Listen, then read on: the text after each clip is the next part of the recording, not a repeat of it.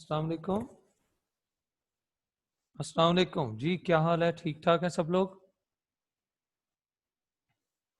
अ, अगर किसी को वॉइस का कोई इशू है तो मुझे बता दें। ठीक है, चले स्टार्ट करते हैं। माउस दे दीजिए।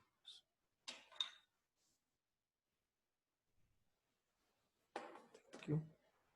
ओके जी, लेट्स स्टार्ट। चैप्टर नंबर 1 हम पढ़ रहे थे और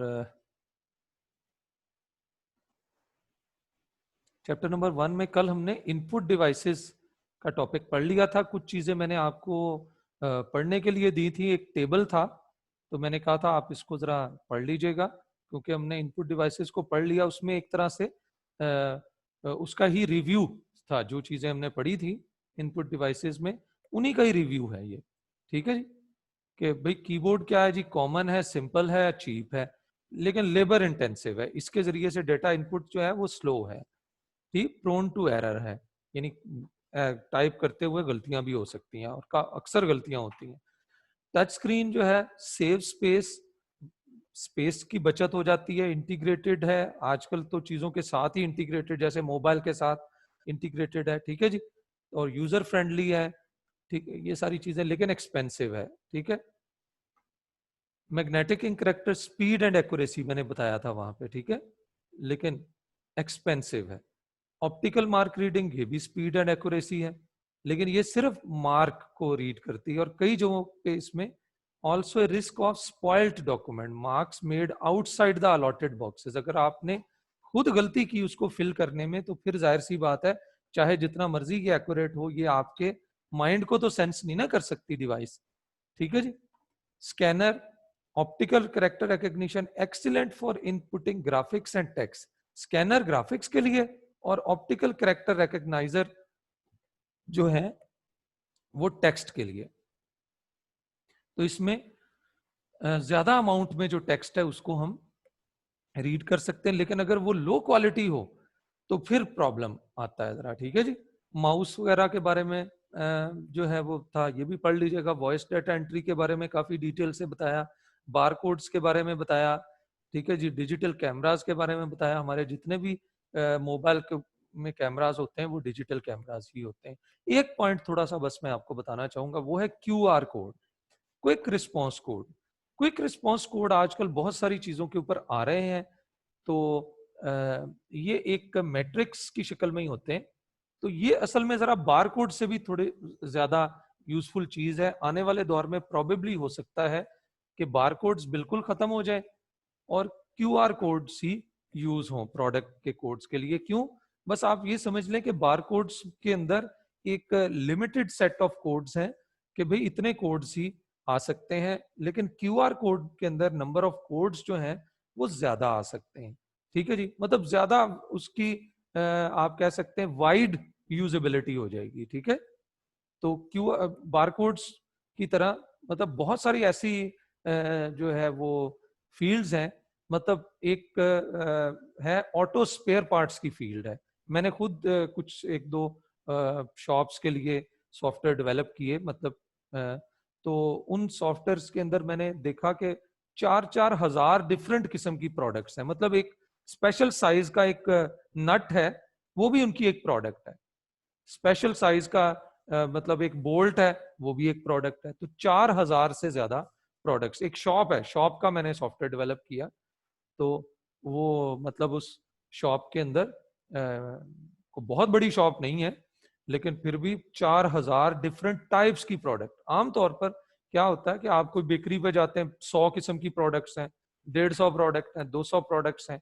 तो अगर अब आपने हर चीज का बारकोड सेट करना है, तो बारकोड्स जो है बहरहाल 4 हजार तो बन सकते हैं, लेकिन मतलब इस तरह के एरियाज के अंदर फिर हमें vast variety of bar codes चाहिए होते हैं। तो ये बस आप ये समझ लें कि क्यूआर कोड्स जो हैं, क्यूआर कोड के जरिए से आप ज्यादा कोड्स जनरेट कर सकते हैं। क्योंकि क्यूआर कोड्स असल में किस तरह होते हैं? क्यूआर कोड्स एक डब्बे की शक्ल में एक ऐसे मैट्रिक्स सा ही होता है। उसके अंदर ना ऐसे कहीं पे पॉइंट्स, कहीं पे ये फिल है, कहीं पे कुछ खाली है। इस तरह का ये क्यूआर कोड होता है। ये मैं अभी लगा रहा हूं। मतलब ये समझो कि ये किसी चीज का क्यूआर कोड है।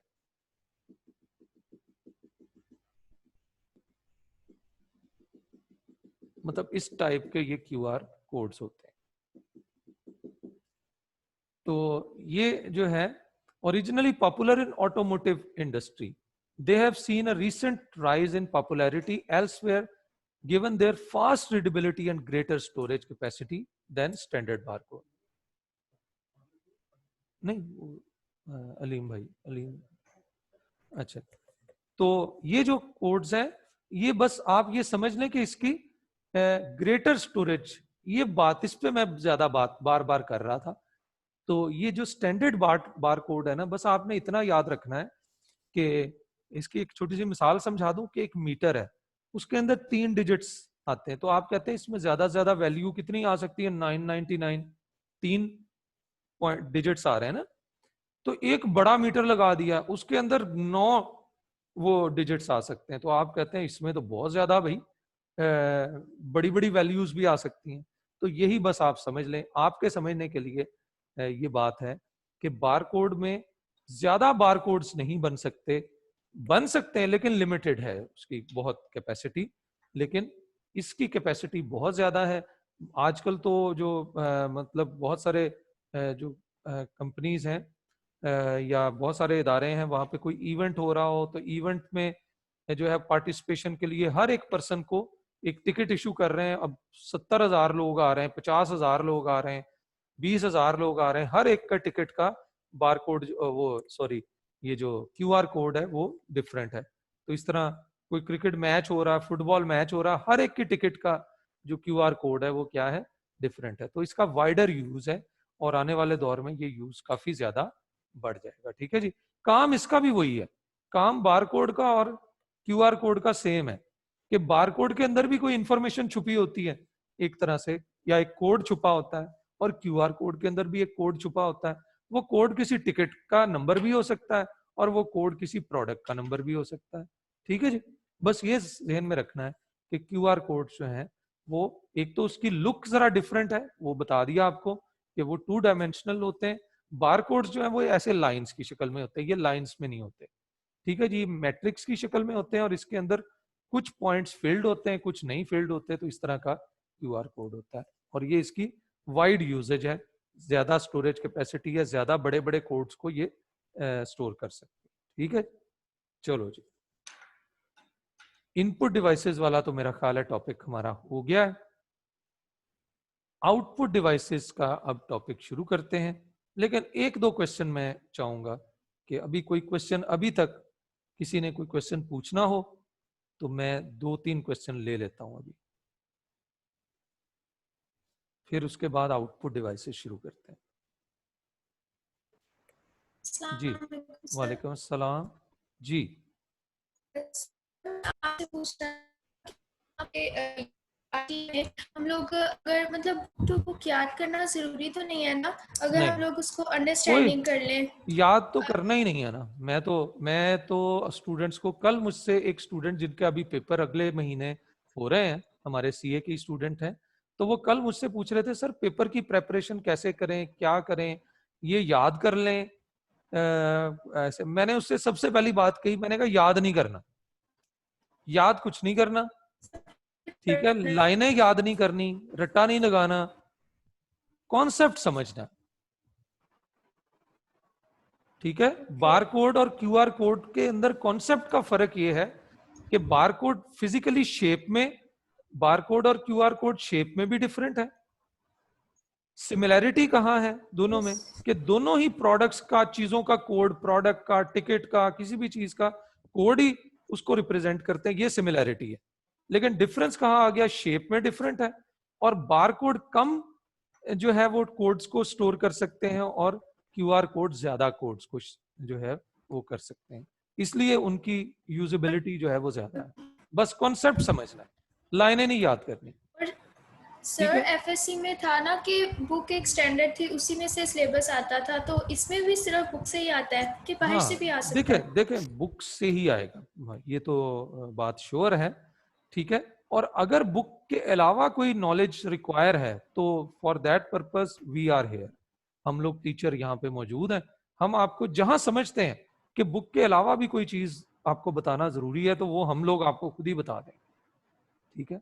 आप लोग, मेरा थैंक यू ख्याल है, सर। स्टिक टू बुक, आप लोग बुक तक ही रहें, बुक को पढ़ें, याद नहीं करना बुक को, ठीक है जी। मेरा जो यस सर। समझाना है वो यही है कि याद करने की बजाय कॉन्सेप्ट समझने की कोशिश करें, ठीक है। ताकि यस सर। जब कॉन्सेप्ट थैंक यू समझ सर। जाएंगे तो फिर आपको सिर्फ वो मतलब अगर आप याद करेंगे ना तो फिर जो बुक के ऊपर लाइंस लिखी हैं आप वही रिप्रोड्यूस कर सकेंगे।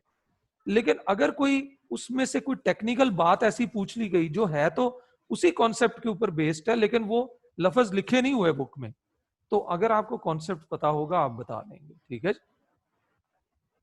सर। ये चलें। Yes sir, thank you. Abdul Rahman ji, Abdul Rahman question पूछें। सर वालेकुम अस्सलाम। सर ये EPOS क्या है, इसकी मुझे समझा दो। इलेक्ट्रॉनिक पॉइंट ऑफ सेल कल काफी डिटेल से बताया था, बल्कि समझाने से पहले मैंने बताया पॉइंट ऑफ सेल। कल मैंने पहले बताया था कि पॉइंट ऑफ सेल क्या है, फिर मैंने कहा था कि इलेक्ट्रॉनिक पॉइंट ऑफ सेल क्या है।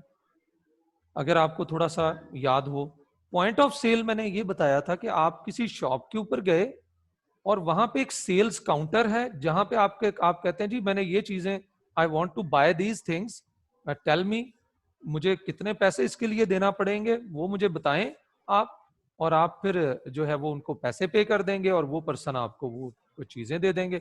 That point, that sales counter, ठीक है, जहां पे आप जाके चीजें बाय कर रहे हैं उस सेल्स काउंटर को कहेंगे पॉइंट ऑफ सेल, ठीक है। समझ आ रही है भाई अब्दुल रहमान? Yes sir. और हाँ जी सर। अगर उस सेल्स नहीं, ये अभी मैंने सिर्फ बताया पॉइंट ऑफ सेल, और ई पॉइंट ऑफ सेल या ई पॉस या इलेक्ट्रॉनिक पॉइंट ऑफ सेल क्या है, अगर उस सेल पॉइंट पे वो मशीन्स पड़ी हुई हो क्रेडिट कार्ड की और डेबिट कार्ड की, वहां पे आपका जो जो प्रोडक्ट आप खरीदना चाहते हैं उसका डेटा भी खुद टाइप करने की बजाय वो ऑटोमेटिकली कंप्यूटराइज्ड वहां पे बारकोड रीडर्स वगैरह लगे हों, वो आपका डेटा भी इलेक्ट्रॉनिकली फीड हो रहा हो कंप्यूटर में, कोई मैनुअली हाथ से बिल ना बना रहा हो बल्कि इलेक्ट्रॉनिकली आपका बिल बन रहा हो, और आपको इलेक्ट्रॉनिकली पैसे पे करने की भी सहूलत हो कि आप क्रेडिट कार्ड से पे करना चाहते हैं क्रेडिट कार्ड से पे कर लें, डेबिट कार्ड से पे करना चाहते हैं डेबिट कार्ड से पे कर लें, इजी पैसा से पे करना चाहते हैं इजी पैसा से पे कर लें, ठीक है जी। बहुत सारे अब आजकल ये मैकडोनल्ड्स वगैरह पे इजी पैसा का वो लगा होता है कि आप उससे पे कर सकते हैं, आप हमारी ये डील लेना चाहते हैं तो ये QR कोड स्कैन करें और आपको आ जाएगा पेमेंट इजी पैसा पे, आप वहाँ मैकडोनल्ड का हमारा सिलेक्ट करें और ओके कर दें, वो आपके अकाउंट से पैसे कट जाएंगे, हमारे अकाउंट में चले जाएंगे खुद ही। समझ रहे? Yes sir. तो ये इस तरह के पॉइंट ऑफ सेल को कहेंगे इलेक्ट्रॉनिक पॉइंट ऑफ सेल, ठीक है। यस। Okay, thank you. अच्छा जी, मोहम्मद असद जी। अस्सलाम वालेकुम सर। वालेकुम अस्सलाम सर मैंने पूछना था, ये जो हमारे पास बारकोड और क्यूआर स्कैनर्स होते हैं, जी। ये जो हमने ऊपर बायो स्कैनर्स, बारकोड और क्यूआर स्कैनर्स जो होते हैं हमारे पास सर, बायो ये जो हमने ऊपर कोडर, स्कैनर्स, बारकोड सर, हाँ बारकोड, बारकोड, हाँ जी बारकोड, बारकोड और क्यूआर स्कैनर्स जो होते हैं, हाँ जी, जो हमने ऊपर स्कैनर्स पढ़े हैं उनके एग्जांपल हैं? हाँ जी वही बात है। बारकोड रीडर की मैं तो समझ रहा हूँ जो आप वर्ड बोल रहे हैं, जी सर। बारकोड, हाँ जो जो शॉप्स पे होते हैं बारकोड जी रीडर, हाँ वो बिल्कुल जी, के वही है जो ऊपर मैंने कल तो जो ऊपर आपको, हमने पढ़े। मैंने कल आपको इतना डिटेल से बताया था, पता नहीं आप कल के लेक्चर पे ध्यान नहीं दिया इतना आप लोगों ने। मैंने आपको तो सारा बताया था कि 26 लाइंस होती हैं, साइड वाली 2 लाइनें आपने नहीं गिननी, इधर वाली भी और इधर वाली भी, दरमियान में आप गिनेंगे तो आपको ये 26 डिफरेंट लाइंस नजर आएंगी और ये 13 डिजिट्स को रिप्रेजेंट कर रही होती हैं, ये सारा कल बताया था मैंने आपको। नहीं सर, सही मैं सुना था, मेरे कहने का मतलब यह है कि जो है बारकोड रीडर सर, हाँ, वो जो ऊपर हमने स्कैनर्स पढ़ा उससे कोई इसका ताल्लुक है? स्कैनर तो हर उस चीज को कहेंगे, हर उस चीज को स्कैनर कहेंगे जो कहीं से भी डेटा पिक करके कंप्यूटर को दे दे, वो स्कैनर ही है। तो बारकोड रीडर भी एक स्कैनर ही है लेकिन स्पेशल स्कैनर जी है। सर। और अगर कोई जी इमेज, सर। कोई ऐसा स्कैनर है जो सिर्फ तस्वीर को पिक कर रहा है तो उसे कह देंगे image scanner. Yes sir. Barcode reader भी सर, ये स्कैनर की पूछना था। कैटेगरी में ही आएगा, लेकिन वो स्पेशल स्कैनर है जिसको कहेंगे बारकोड रीडर। ठीक है ठीक सर, है, यही पूछना। Yes sir, thank you. Okay जी। चलें जी, अब नेक्स्ट शुरू करते हैं अगला टॉपिक, आउटपुट डिवाइसेस। अच्छा, आउटपुट डिवाइसेस पहले थोड़ा सा समझना है, अब बाद में भैया आपका क्वेश्चन लिया जाएगा। ठीक है, अब जरा ये पढ़ लें, आधे घंटे बाद अब आपका क्वेश्चन लिया जाएगा। अब हाफ आवर में आपको कुछ चीजें पढ़ाऊंगा और फिर बाद में आपका जो भी क्वेश्चन है आप नोट कर लें और आप कोशिश कीजिएगा सबसे पहले क्वेश्चन पूछें। ठीक है, अच्छा जी। अब सबसे पहले तो मैं आपको बताऊंगा कि आउटपुट दो किस्म का होता है। Just a minute.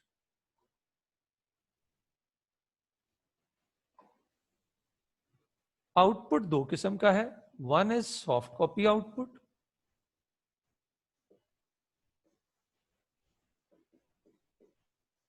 And second one is hard copy output.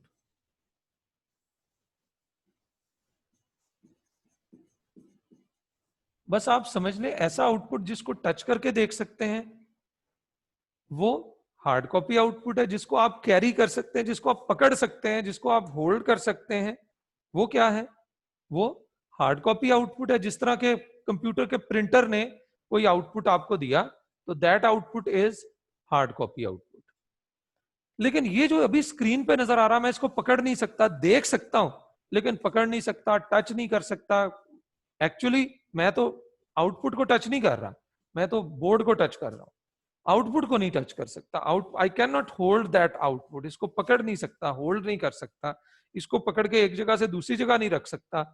तो that output is actually soft copy output, जो इस वक्त स्क्रीन पर नजर आ रहा है, जो आपको अपने मोबाइल की या कंप्यूटर की, लैपटॉप की स्क्रीन के ऊपर नजर आ रहा है, वो सॉफ्ट कॉपी आउटपुट है।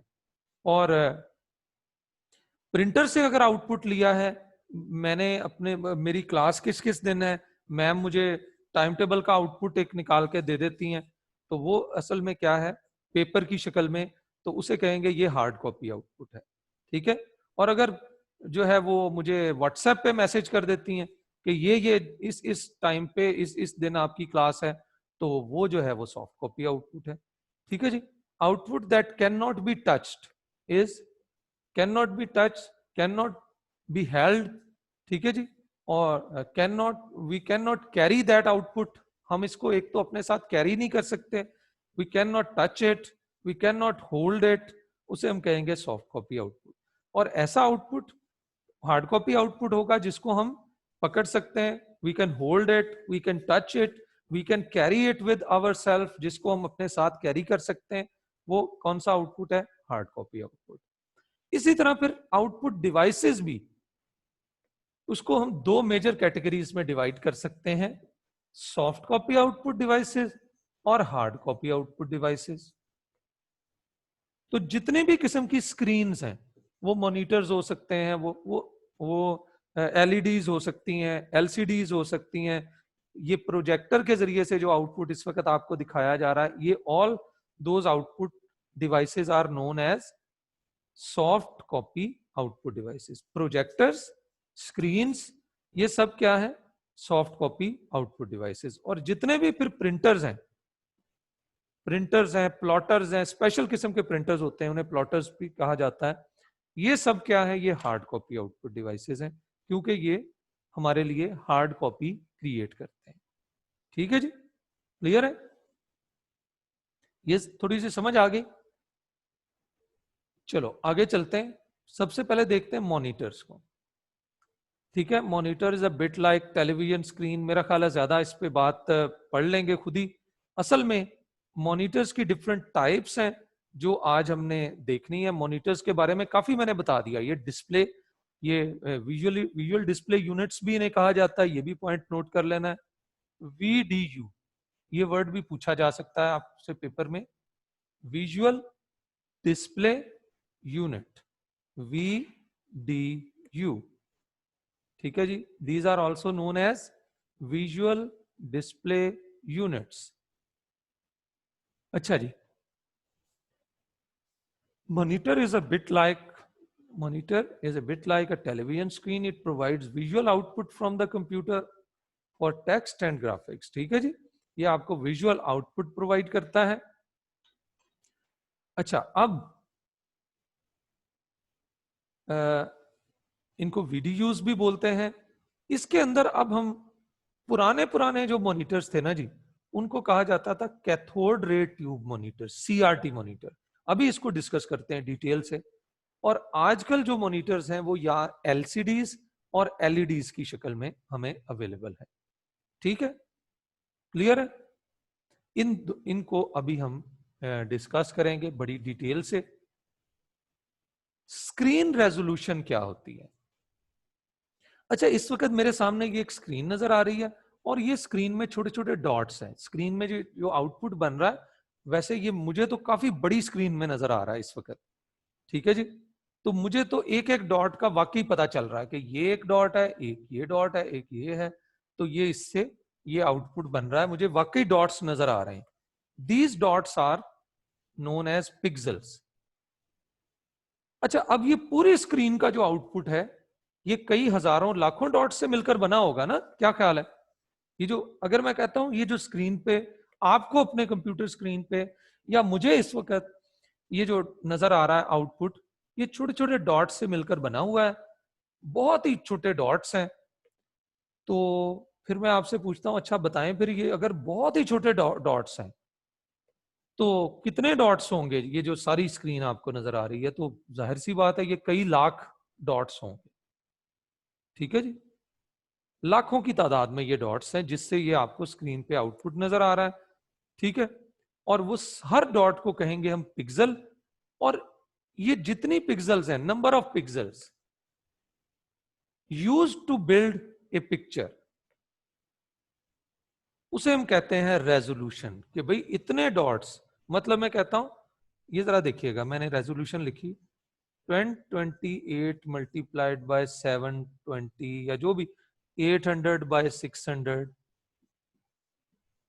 तो मैं कहता हूं ये क्या, इसका मतलब क्या है कि 800 डॉट्स इस तरह जो है वो हॉरिजेंटली है और 600 डॉट्स इस तरह से वर्टिकली हैं।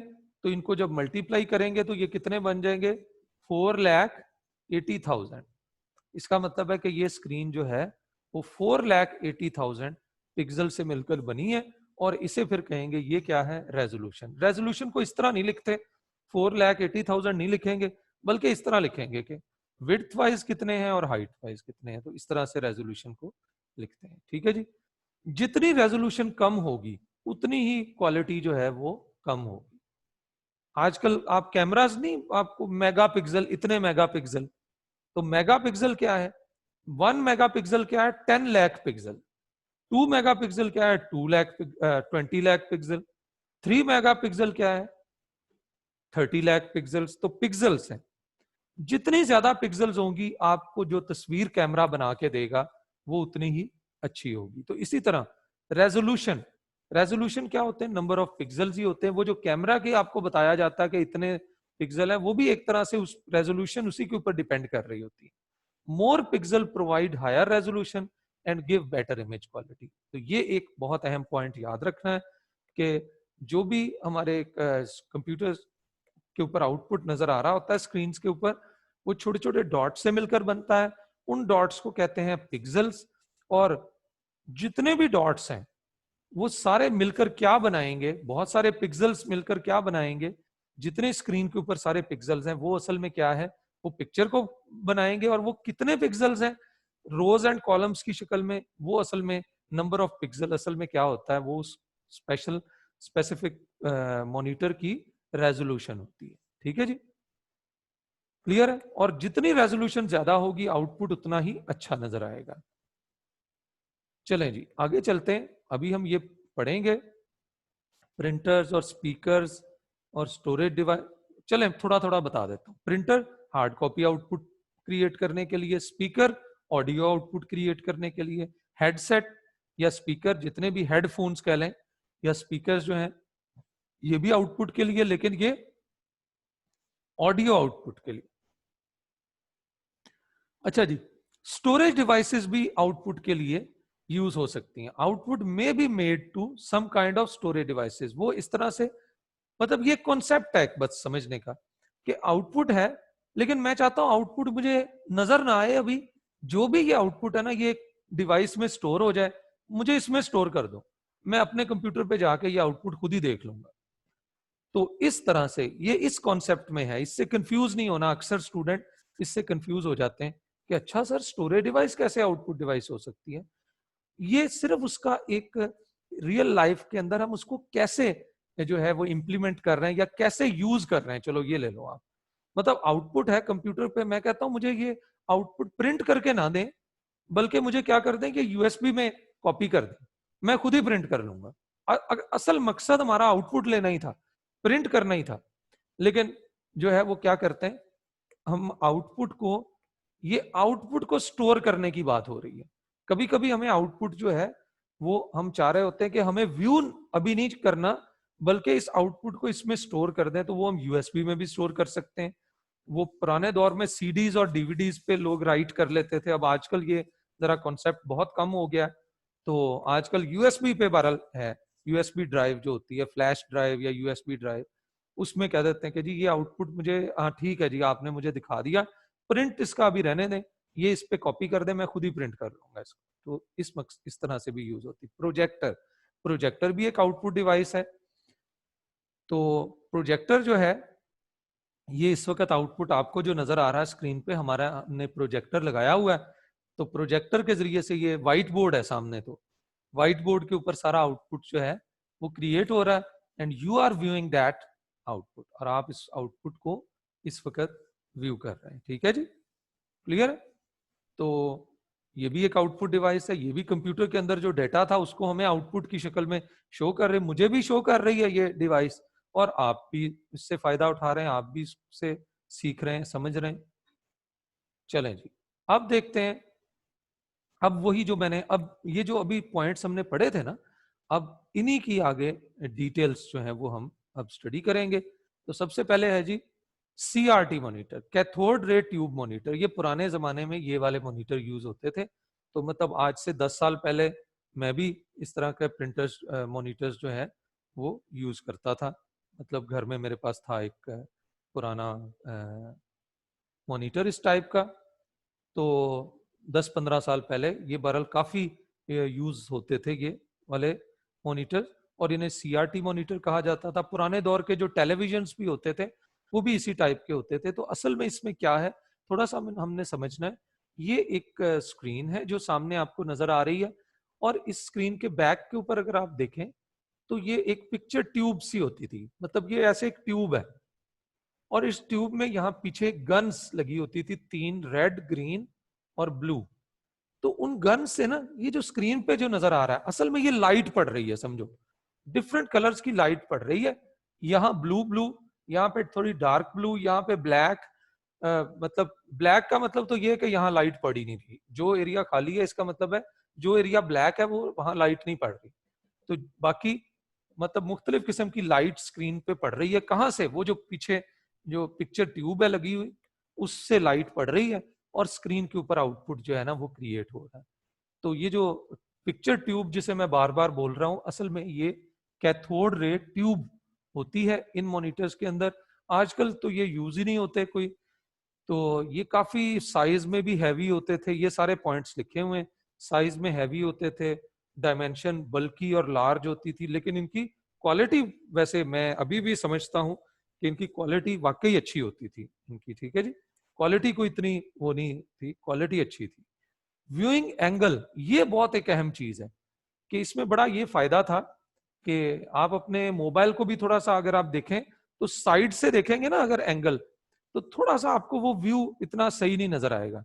लेकिन इसमें बड़ा अच्छा होता था कि आप जिस मर्जी एंगल से बैठे हुए हैं और आप देख रहे हैं इसको, तो आपको आउटपुट बड़ा अच्छा नजर आता था। ये बहुत इसकी अच्छी एक क्वालिटी थी, जो आजकल के हालांकि मॉनिटर्स के अंदर लिमिटेड है। इनमें ये जो आजकल हम यूज कर रहे हैं फ्लैट स्क्रीन मॉनिटर, जो पहले एलसीडी की शक्ल में होते थे, लिक्विड क्रिस्टल डिस्प्ले, आजकल एलईडी की शक्ल में आ रहे हैं। एलसीडी और एलईडी दोनों क्वालिटी इसमें आ रहे हैं। LCD stands for liquid crystal display, LED stands for light emitting diode, ठीक है जी। तो ये मतलब साइज में भी स्मॉलर है और इनकी यूजेबिलिटी भी बहुत ज्यादा है।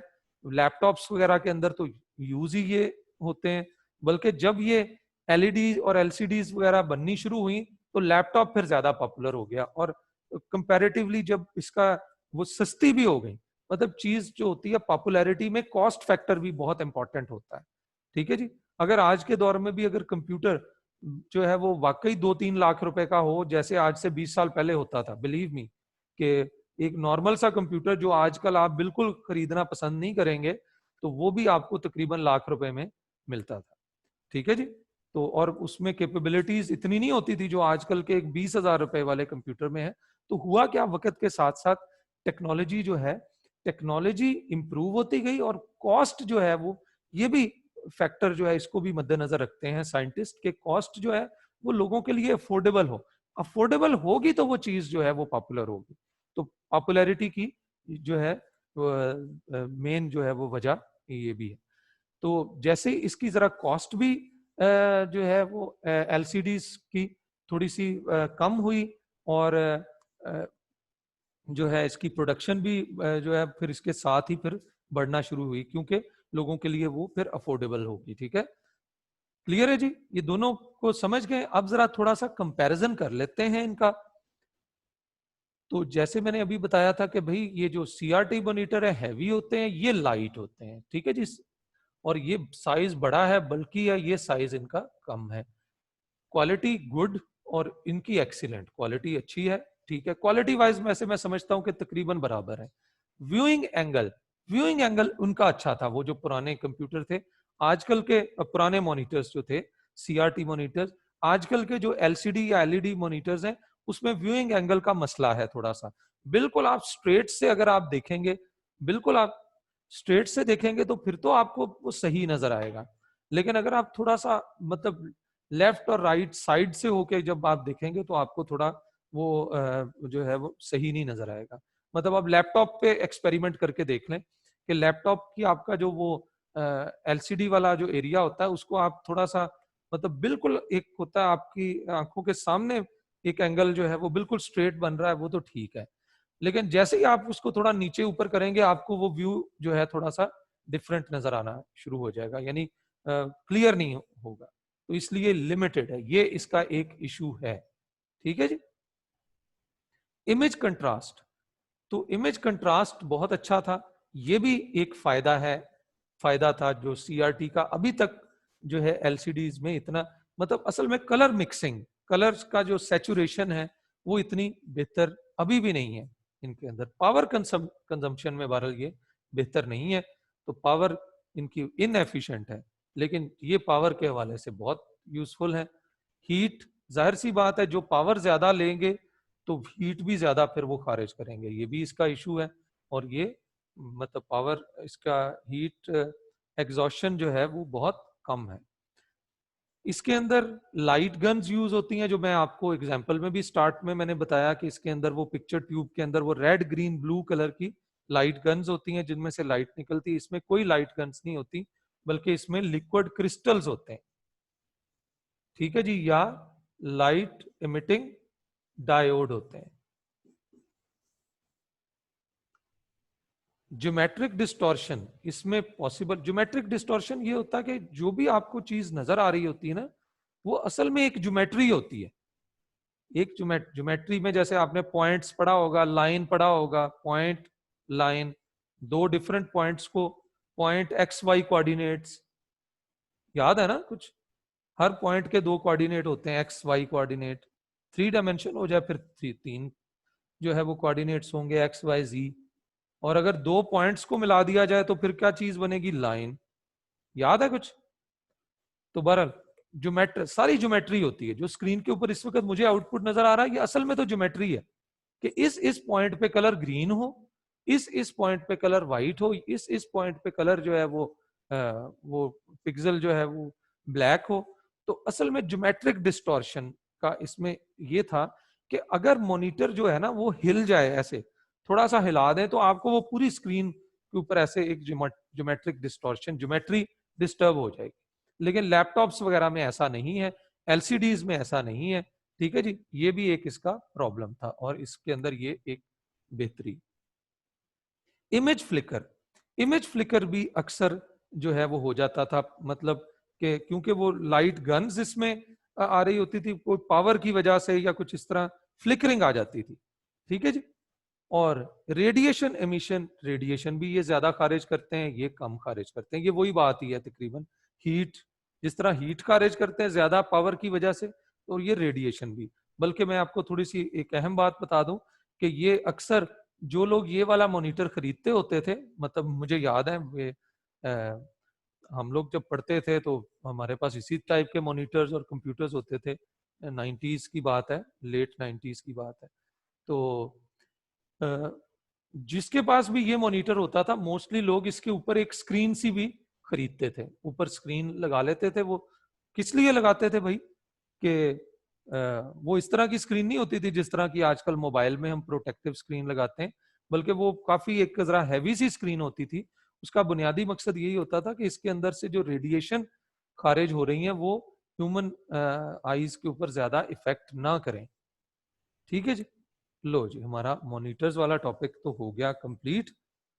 अब नेक्स्ट शुरू करते हैं प्रिंटर्स। तो प्रिंटर्स जो है ये हार्ड कॉपी आउटपुट के लिए,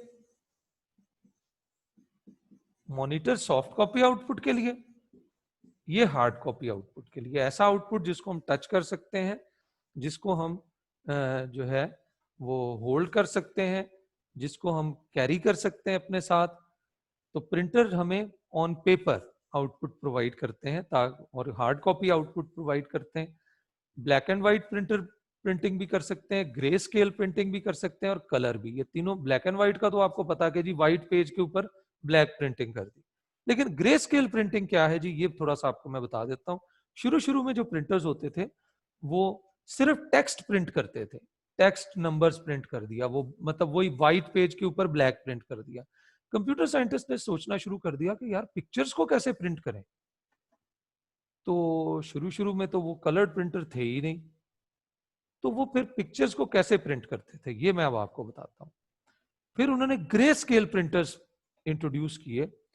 कहा कि पिक्चर प्रिंट हो जाएगी, लेकिन पिक्चर कैसे प्रिंट होगी, ब्लैक और ग्रे के डिफरेंट शेड्स होंगे, ब्लैक ग्रे के डिफरेंट शेड्स, उन्हें फिर ग्रे स्केल। तो वो हमें पिक्चर तो वाकई समझ आती थी, लेकिन उसमें जो है वो ब्लैक और ग्रे के शेड्स होते थे। तो उसे ऐसे आउटपुट को हम कह देते हैं ग्रे। आजकल भी हम जो अपना जो हो ना ब्लैक एंड व्हाइट प्रिंटर, तो इसकी एग्जांपल मैं आपको बता देता हूं कि मतलब आपका हो ब्लैक एंड व्हाइट, वो जो ब्लैक वाला प्रिंटर जो होता है ना जिसमें ब्लैक इंक है, तो वो उसके शेड्स कैसे बनेंगे कि अगर ब्लैक इंक बहुत थोड़ी थोड़ी मिकदार में लगाई जाए तो वो ग्रे सा एक इफेक्ट आएगा, अगर ज्यादा मिकदार में लगाई जाए तो वो प्योर ब्लैक, जेट ब्लैक कहते हैं कि वो आउटपुट नजर आएगा। तो वो आप उससे कोई अगर पिक्चर प्रिंट करें ना, छोटी सी पिक्चर प्रिंट करके देख लें, तो आपको नजर आएंगे वो मुख्तलिफ शेड्स जो हैं वो ग्रे के शेड्स होंगे, तो उसे कहते हैं ग्रे स्केल। फिर कलर प्रिंटर बन गए, तो उससे फिर कलर प्रिंटिंग भी शुरू होगी। ठीक है जी। तो ग्रे स्केल का याद रखना है, शेड्स ऑफ ग्रे, बहुत सारे ग्रे के शेड्स होते हैं। ठीक है। प्रिंटर्स को दो मेजर कैटेगरीज के अंदर डिवाइड किया जाता है। One is impact printer and second one are non impact printers. One are impact printers, second one are non impact printers. ठीक है जी। दो कैटेगरीज में डिवाइड किया जाता है, impact printers and non impact printers. बस याद रखना है, छोटी सी बात से आपको समझा दूं, हर प्रिंटर के अंदर एक प्रिंटिंग मैकेनिज्म होता है। हर प्रिंटर में प्रिंटिंग मैकेनिज्म होता है या प्रिंटिंग मशीनरी होती है।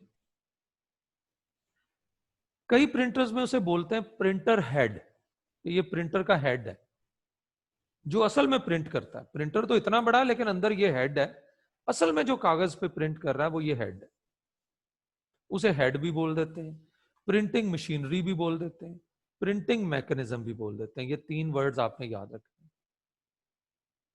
बस आपने याद रखना है कि अगर ये प्रिंटिंग हेड या प्रिंटिंग मैकेनिज्म कागज के ऊपर स्ट्राइक करके प्रिंट कर रहा हूं, स्ट्राइक, तो ऐसे प्रिंटर को कहेंगे इंपैक्ट प्रिंटर।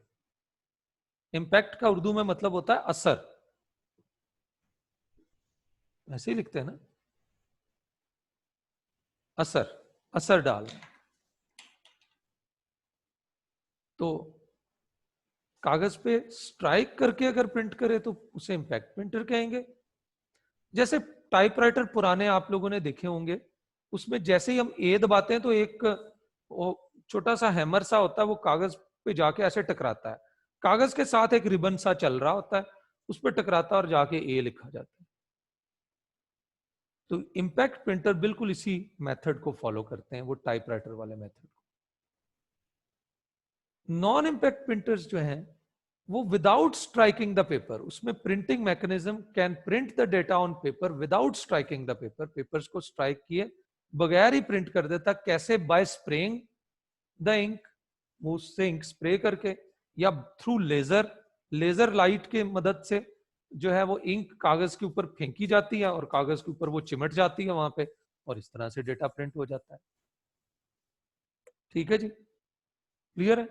ऐसे प्रिंटर्स को क्या कहा जाता है?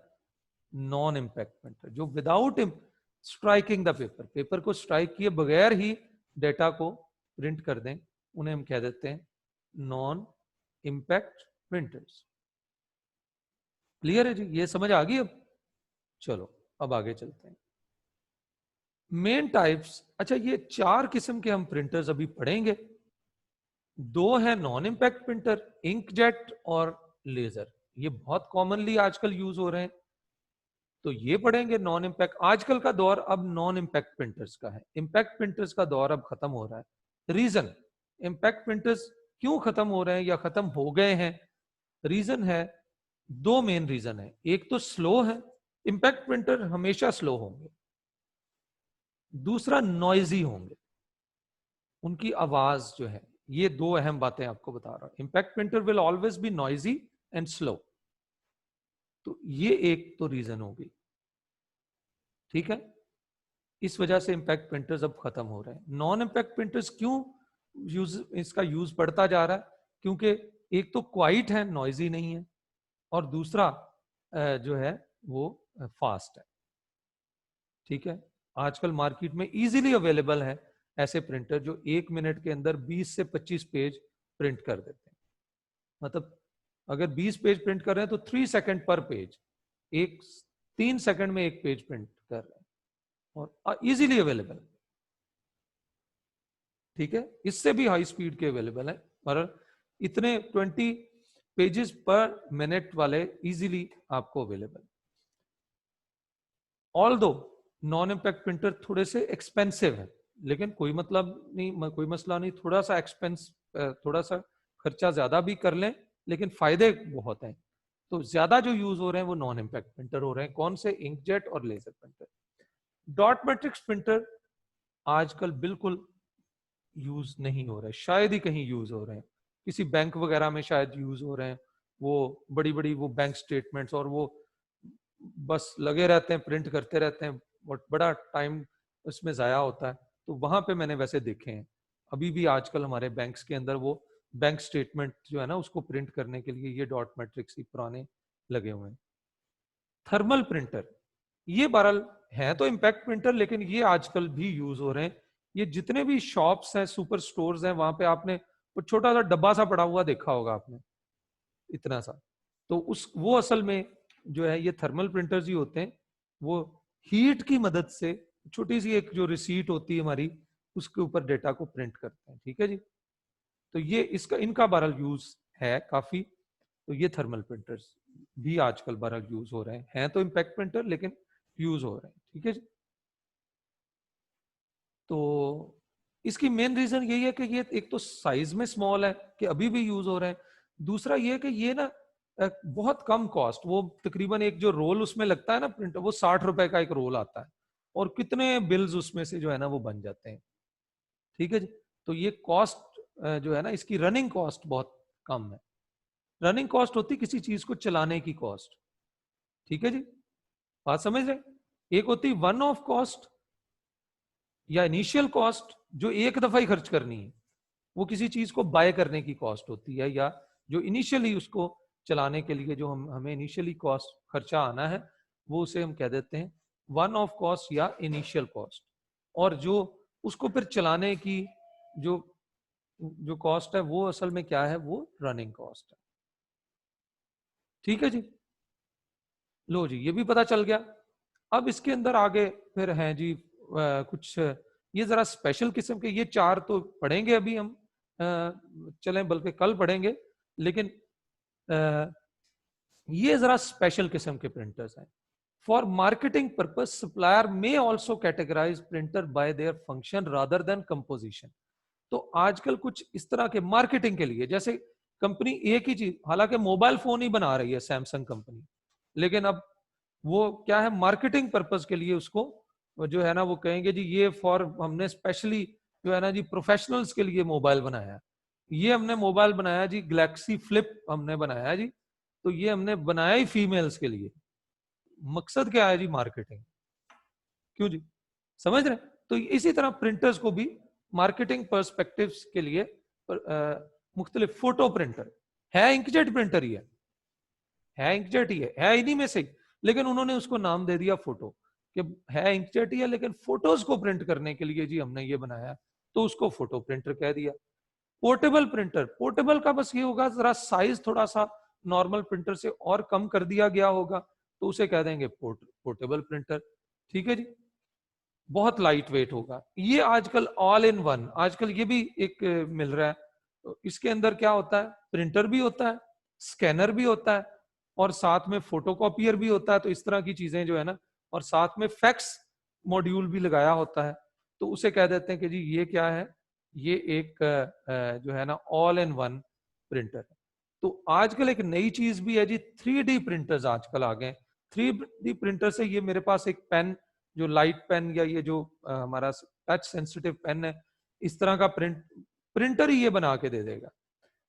ये माउस है, बिल्कुल इस तरह की शेप, प्रिंटर आपको प्रिंट करके दे देगा। 3D प्रिंटर्स ये भी आजकल की एक बहुत जो है वो कह लें कि लेटेस्ट टेक्नोलॉजी है, बहुत यूजफुल टेक्नोलॉजी है। ठीक है जी, क्लियर है? 3D प्रिंटर्स जो हैं वो इस मकसद के लिए यूज होते हैं, but these are very much costly, बहुत ज्यादा कॉस्टली है। चलो जी, आज के लिए अभी इतना ही काफी है। 5 मिनट्स हैं, क्वेश्चन आप पूछ लें। जो अभी हमने आउटपुट डिवाइस से, इनपुट डिवाइसेस से क्वेश्चन हो गए, कोई आप में से एक पर्सन क्वेश्चन पूछना चाह रहा था एंड पे, वो भी पूछ लें। We have 4 minutes at the moment. Question कोई पूछना चाहते हैं आउटपुट डिवाइसेस के हवाले से, वो पूछ लें।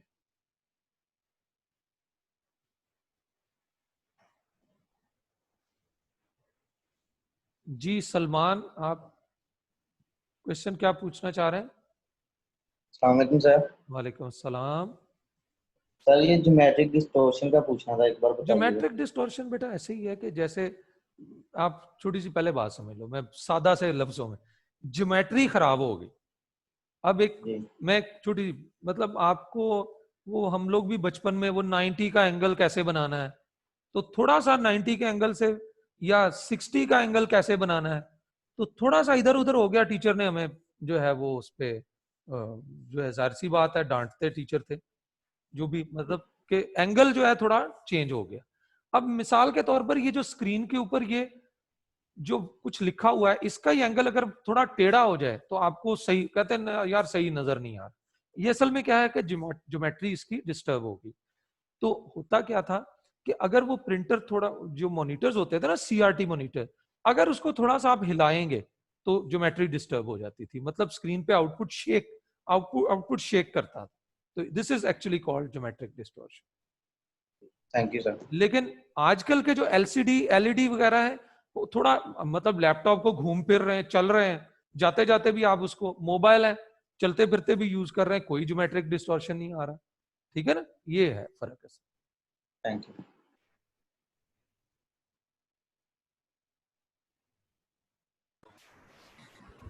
Sir, can you please explain that 3D printers again?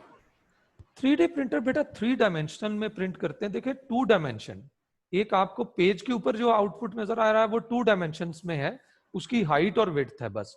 लेकिन अगर मैं कहूं कि ये इस तरह का माउस प्रिंट करो, ये लो, तो 3D printer can print these type of things.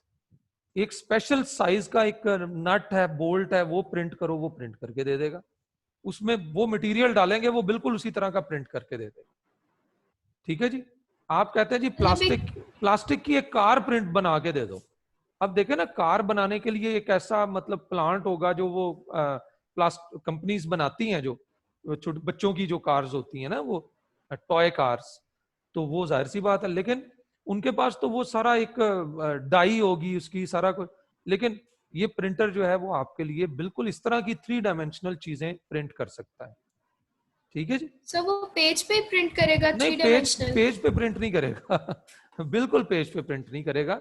वो एक बड़ा सा कंटेनर होता है उसके अंदर, मतलब वो डिपेंड करता है, मॉडल्स हैं उसके बहुत सारे. तो वो मतलब उसके अंदर वो जैसे कोई भी आपने डिवाइस, मैंने जैसे आपको ये मिसाल दी कि ये इस तरह का ये पेन प्रिंट करना है, तो वो आपको प्रिंट करेगा. उसका मतलब एक डब्बा सा है, एक बॉक्स है, पूरा एक कंटेनर है, उसके अंदर वो अपना बना रहा होगा, पहले उसके सारे एंगल सेट करेगा. बिल्कुल इस तरह की चीज आपको बनाने के बाद वो कंटेनर में कोई ऐसा पॉइंट होगा जिस जगह पे उसने हमारे लिए, वो जैसे प्रिंटर प्रिंट करके कागज एक जगह पे रख देता है, इसी तरह वो भी रख देगा. तो ये आप इंटरनेट से सर्च कर सकते हैं, आज कीजिएगा सर्च. ठीक है. मतलब ये कागज पे Yes, नहीं sir. प्रिंट करते, ये 3 डायमेंशनल आपको चीजें बना के दे देंगे. आपको कोई स्विच है, आप मार्केट में जाते हैं, इस तरह का स्विच आप कहते हैं मिल ही नहीं रहा, तो 3D printer can print it. लेकिन हम क्यों नहीं, हम कहते हैं अच्छा यार भाई 3D प्रिंटर ना ले लें. तो 3D प्रिंटर एक्सपेंसिव बहुत है, ये देखें बहुत कॉस्ट आजकल है अभी इसकी. जब ये वाकई जरा कॉस्ट इसकी कम हो जाएगी तो इसका यूज फिर बहुत ज्यादा बढ़ जाएगा. ठीक है. Thank you, sir. Last question Hamza Mohammad Ahmed Asad ने किया था क्वेश्चन. हारून का क्वेश्चन अभी ले लेते हैं क्योंकि मेरी अभी दूसरी क्लास है इसके बाद. सर मतलब ये जो 3D प्रिंटर्स होते हैं ये मॉडल्स बनाने के लिए यूज होता है? मॉडल्स भी बनाने के लिए, आजकल तो भाई रियल लाइफ की चीजें बनाने के लिए भी यूज हो रहे हैं. मॉडल का जो कॉन्सेप्ट है ना, वो ये है कि मॉडल बना लिया, मॉडल को हमने रियलिस्टिकली यूज तो नहीं ना करना. मॉडल तो उसी को ही कहते हैं ना, किसी चीज का मॉडल बना लिया, रियलिस्टिकली एक्चुअल यूज में नहीं वो आएगा, लेकिन वो मॉडल है और उसको उसके मुताबिक फिर असल चीज को ही बनाएंगे. बिल्कुल सही है, मॉडल Yes, बनाने के लिए भी यूज होता है. लेकिन मैं आपको कह रहा हूं कि अब मॉडल से भी आगे बात बढ़ गई है कि हम उसमें ऐसी चीजें, मतलब आपकी गाड़ी का कोई हैंडल है, वो आपका टूट गया, तो आप 3D प्रिंटर से वो हैंडल बना सकते हैं बिल्कुल वैसे ही, और आपके लिए अवेलेबल ही नहीं है. आप कहते हैं नहीं जी ये पाकिस्तान में अवेलेबल नहीं है. ठीक है जी. इस गाड़ी का, ये एक स्पेशल गाड़ी है, इसका हैंडल तो अवेलेबल ही नहीं है. अब you can you can develop a 3D that handle with 3D printer. ठीक है. सर मतलब सर कि उसके अंदर ऐसा सॉफ्टवेयर है कि जो मतलब कि वो उसका ऐसा एक फिजिकल मतलब चीजें कि बिल्कुल वैसी हाँ वैसी जी बना फिजिकली देगा, बना देता है. फिजिकली बना सही है. देगा. ओके. बिल्कुल बिल्कुल. Thank you sir. चलो जी, आज के लिए इतना ही काफी है, बाकी क्वेश्चन अब कल. ओके जी, अल्लाह हाफिज.